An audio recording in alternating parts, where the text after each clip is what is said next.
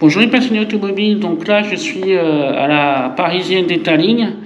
Donc je vais leur présenter une nouvelle société de Detailing pour nettoyer les voitures.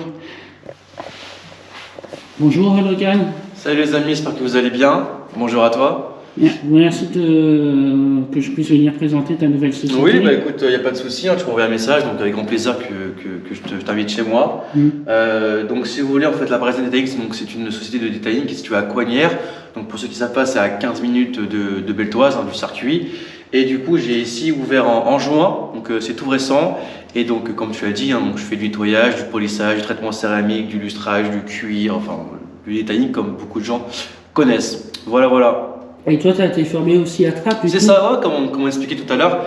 J'étais formé l'année dernière à Trappes, donc vachement enrichissant comme formation, je vous le conseille à tous. Et du coup, suite à ça, j'ai créé ma société ici. Voilà, quelques mois plus tard, le temps de faire les travaux, l'administratif, les papiers. Tu trouvais du local aussi? Oui, c'est ça. Après, ça va, j'ai un bon plan. Donc j'ai trouvé facilement, parce que ça, tu connais, dans l'automobile, en fait, les bailleurs sont pas très fans quand tu as une société, garagiste, vendeur automobile, ils aiment pas trop.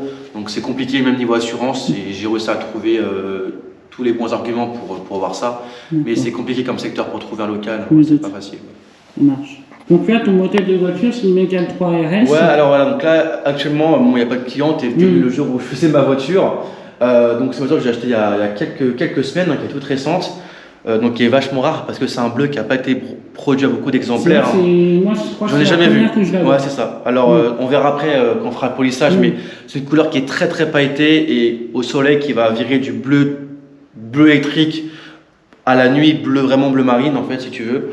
Et donc mon Mégane 3 RS phase 1, il y a juste l'échappement qui a été modifié, qui est un échappement libre. Sinon on verra après l'intérieur. Donc tout d'origine, sinon juste les logos aussi ont été passés en noir. Et donc c'est pas la club, donc 252 chevaux. Donc l'intérieur j'ai déjà fait. Donc là les cuirs sont neufs, le volant est neuf, tout a été. Ouais. Après si tu veux, le mec d'avant a été vachement soigneux. Je le remercie d'ailleurs. En général, les gens qui font des voitures comme ça, normalement, ils sont soigneux en général. Ils sont soigneux, mais tu sais que moi je suis du métier, j'ai un œil encore plus aguerri. Mais sincèrement, c'était pour quelqu'un qui est pas du métier, c'était vachement correct. Et puis je sais pas si tu sens, mais dans les méga, parce que moi avant j'ai une Clio 3 RS, donc c'est les mêmes années à Renault Sport. Ce cuir là, il a une odeur. Je sais pas si tu sens, mais je trouve que ça a une odeur que d'autres voitures n'ont pas. Tu vois. Ça a une odeur, c'est vrai. Ouais. Non, mais vraiment propre, vraiment sympa. Donc voilà, après si tu veux voir l'avant, avec la fameuse lame F1, donc tu sais toute la bouche qui est noire en fait à l'avant. Pareil, logo en noir ici. C'est ça, et puis après j'ai juste mis moi un filtre air sport parce que je voulais un peu la libérer entre guillemets. Et les jantes, alors je peux te les montrer, c'est des jantes classiques, c'est des noirs avec les étriers rouges, les arpins parce que de base c'est la Cup, mais nous c'est le sport, mais il a juste repeint en rouge, voilà. Ah oui, sympa. Donc c'est tu sais moi j'aime pas les bitons là. Je trouve pas très joli.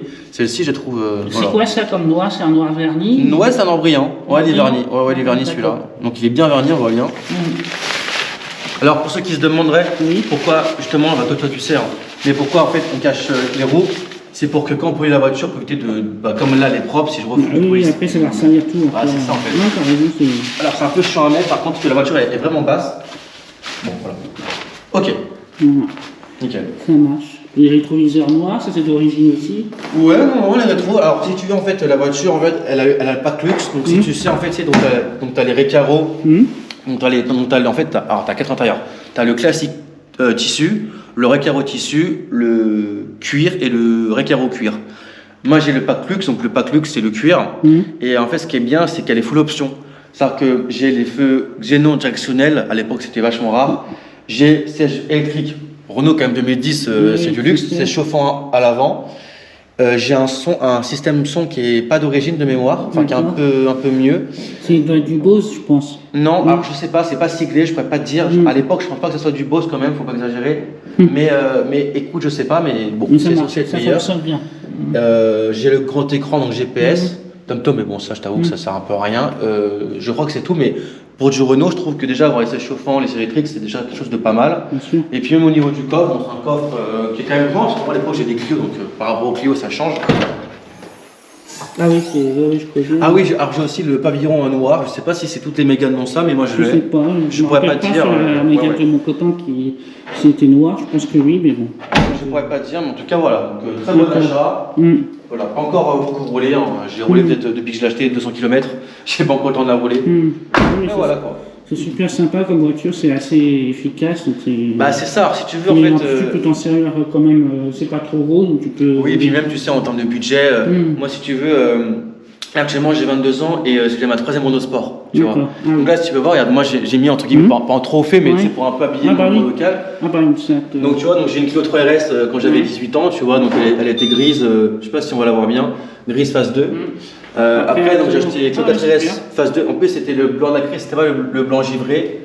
Et après, alors j'ai acheté une Seat, bon, un peu erreur de parcours. Léon, c'est là, non? Non, alors ça c'est une Ibiza, 140 chevaux, mais en fait, le mec d'avant l'a tuné. Il a mis un pack aéro, tu vois, donc t'as la lame, t'as l'arrière aussi. Peut-être, oui. Je pense que les gens à l'arrière, tu sais, t'as le feu F1, bref, le mec qui s'est fait un tuning. Et en fait, je l'ai acheté pourquoi? Parce que c'est là on me l'a volé. Et donc l'assurance m'a assez cassé les couilles. Donc si tu veux, je me suis acheté ça parce que l'assurance c'était un petit moteur. Et comme là maintenant je suis en flotte entreprise, ça va mieux déjà. Du coup, je suis plus quelqu'un de normal. Donc tu sais, maintenant j'ai plus de limite, donc j'ai racheté ça. Mais donc ça c'est un peu une erreur de parcours. Mais donc ici, il y a ma suite de voitures depuis le début, tu vois. Vous voyez, je peux pas ma Polo parce que j'ai une Polo à l'époque que j'ai pas mise, mais sinon on est dans la continuité.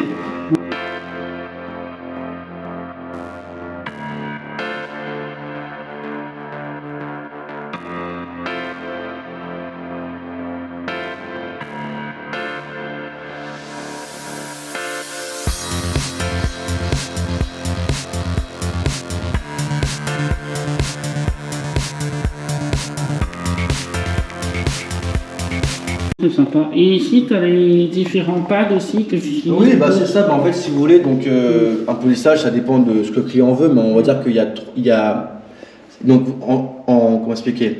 Vous avez hard, medium, finition.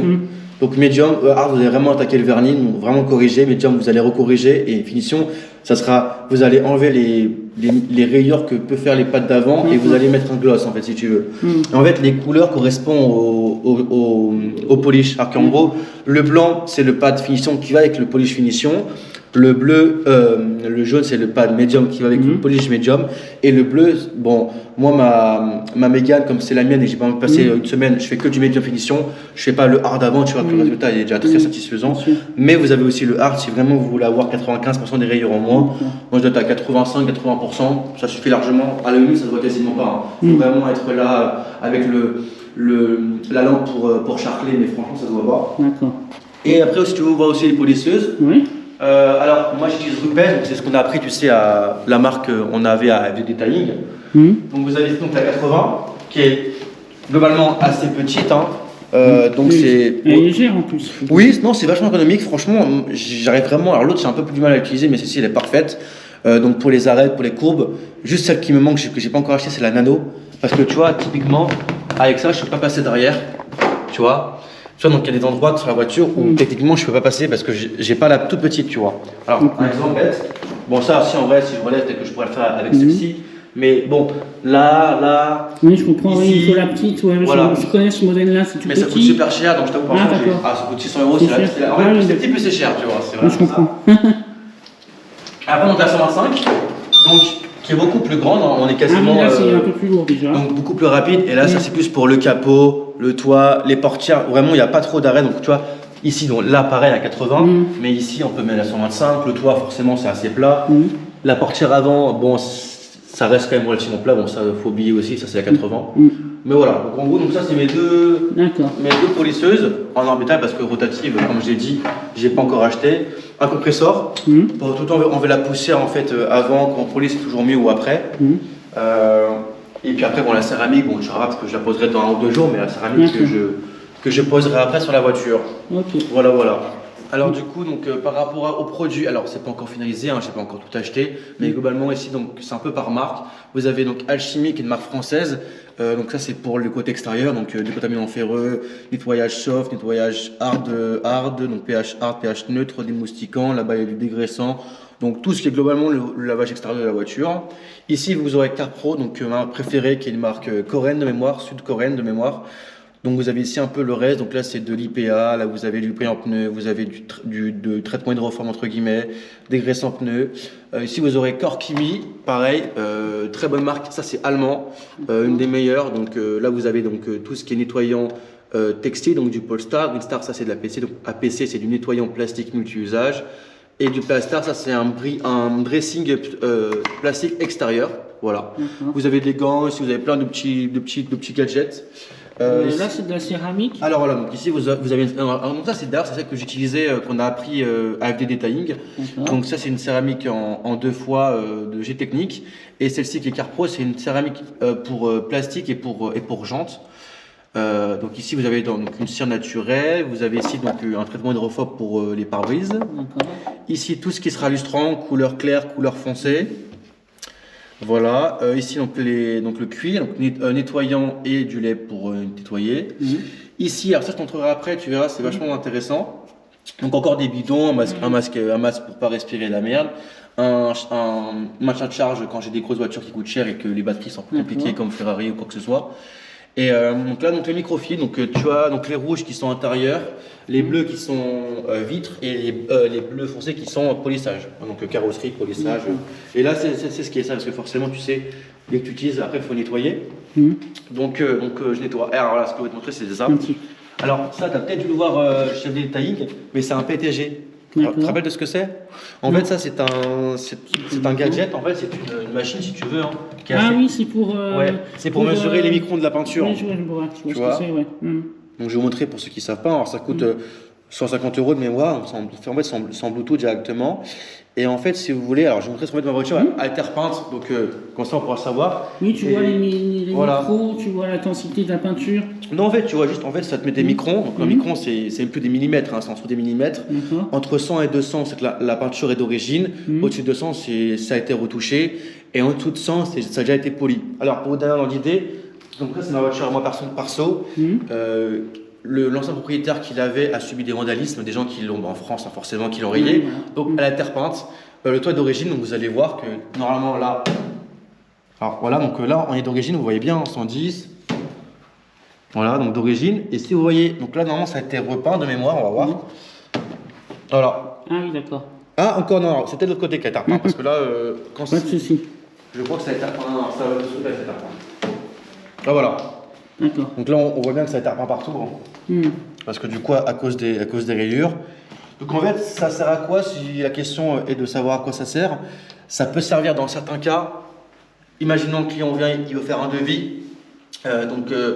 Je vais voir sa voiture. Si ça a été repeint, qu'il y a beaucoup de couches, je peux polir. Par contre, si la voiture, je vois qu'elle a déjà été polie avant, il y a 5 ans, 10 ans, 15 ans, et qu'on est à 80 microns, je vais pas le faire parce qu'il reste très peu de vernis, on peut vite traverser. Alors après, tu sais, tu as orbital et rotative. Orbital, moi, c'est ce que je dis, on a moins de chances de traverser le vernis, mais rotative, ça peut aller très vite. Du coup, je ne prends pas ce risque-là, donc ça me sert déjà de 1 pour mes clients, si ça a déjà été refait, pour ne pas le faire. Et moi, en tant que perso, pour acheter une voiture, pour savoir si on ne veut pas me niquer, pour savoir si la terre peinte. Non, mais c'est intéressant. Voilà, donc ça, c'est un truc que même vous pouvez acheter sans être professionnel. Bon, ça coûte, faut investir un peu d'argent, mais ça peut vraiment servir pour acheter une voiture si vous voulez savoir si la terre peinte ou quoi que ce soit. D'accord.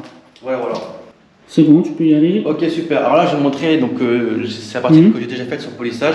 Comme je t'expliquais avant off, comme c'est quoi qui est très pailleté, le avant-après, il n'est pas forcément flagrant à l'œil nu, mais vous allez voir que alors il faut que c'est que prendre un peu, tu sais, anglais pour, je sais pas si tu verras. Mais là, voilà, on peut voir vraiment que. Oui, alors, on voit un peu pailleté. Non, mais surtout, tu vois qu'il n'y a pas de tourbillon. Ouais, non. Tu vois, donc si on, par exemple, bon là aussi, donc tout là aussi a été fait, on voit bien. Par exemple, si on va ici, alors là, c'est un peu dégueulasse, mais tu vois, si je m'angle un petit peu, tu vois ici les micro-rayures. Voilà, là, je les vois ici. Ouais, tu vois, alors que si on se met là, tu vois, il n'y a pas. Non. Voilà. On voit tout de suite, en fait. Et encore, il n'y a pas eu la céramique. La céramique va encore apporter encore plus de brillance, plus de profondeur.